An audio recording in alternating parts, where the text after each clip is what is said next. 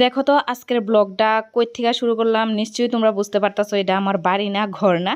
তো হ্যাঁ, একদমই কইয়া দিয়ে আজকে হয়েছে গিয়ে একদম বাস স্ট্যান্ড থেকে কিন্তু আমি তোমরা লগে ব্লগটা শেয়ার করতেছি। তো আসলো প্রচণ্ড পরিমাণে বৃষ্টি, তার লেগে বাড়ির থেকে মানে বাইরানোর সময় কোনো কিছুই শেয়ার করা হয়েছে না। তো হুট করে কিন্তু আমরা আয়া পড়ছি, তাড়াতাড়ি বৃষ্টিও পড়তেছে।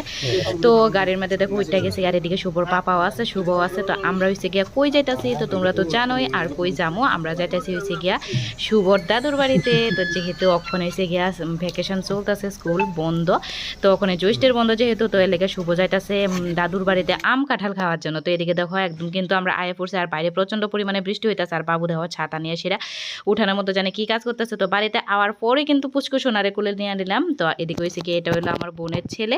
তো এই পুচকু সোনা দেখলাম কিটা দুষ্টামি করতেছে, তো আমার তো আর মানে সহ্য হলো না, একদম ফট করে আগে পুচকু সোনারে নিয়ে নিলাম। দেখো আমরা কই আইয়া পড়ছি, তোমরা না কই আইছিলা।